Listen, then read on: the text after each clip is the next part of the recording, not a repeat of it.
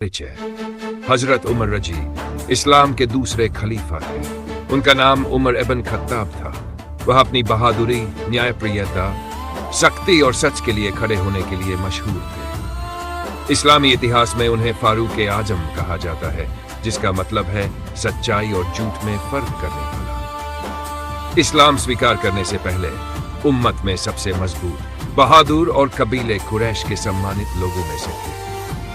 शुरुआत में इस्लाम के सबसे बड़े विरोधियों में भी शामिल थे। एक समय वे इतने गुस्से में थे कि नबी मोहम्मद सल्लल्लाहु अलैहि वसल्लम को मारने तक निकल पड़े थे। इस्लाम स्वीकार करने का वाकया जब वे नबी इस्लाम को नुकसान पहुंचाने निकले, रास्ते में पता चला कि उनकी बहन और बहनोई ने इस्लाम कबूल कर लिया है। गुस्से में वे उनके घर पहुंचे, लेकिन जब कुरान की आयतें सुनी, उनका दिल बदल गया।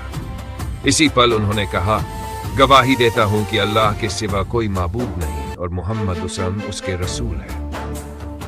उनके इस्लाम स्वीकार करने से मुसलमानों को बहुत ताकत मिली। उनकी बहादुरी, इस्लाम कबूल करने के बाद मुसलमान पहली बार खुले तौर पर काबा में नमाज पढ़ने गए और आगे आगे उमर रजी थे। किसी में हिम्मत नहीं होती थी कि उन्हें रोक सके। दूसरे खलीफा हजरत अबू बकर के बाद जब वे खलीफा बने तो इस्लामी हुकूमत बेहद तेजी से बढ़ी।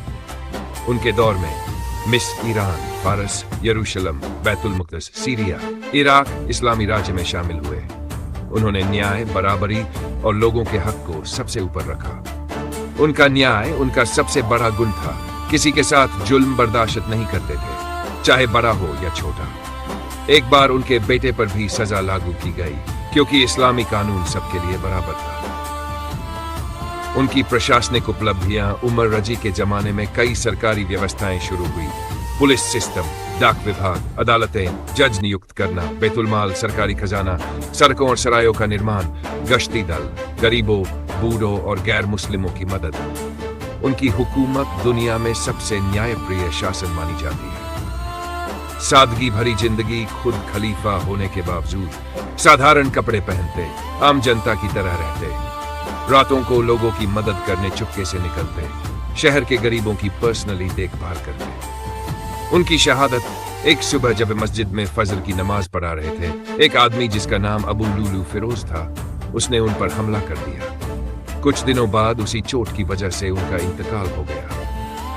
उनकी विरासत, दुनिया उन्हें सबसे महान नेताओं में गिनती है। उनके बनाए कानून आज भी कई देशों की नींव माने जाते हैं। उनका नाम हमेशा न्याय, बहादुरी और ईमानदारी के साथ याद किया जाता है।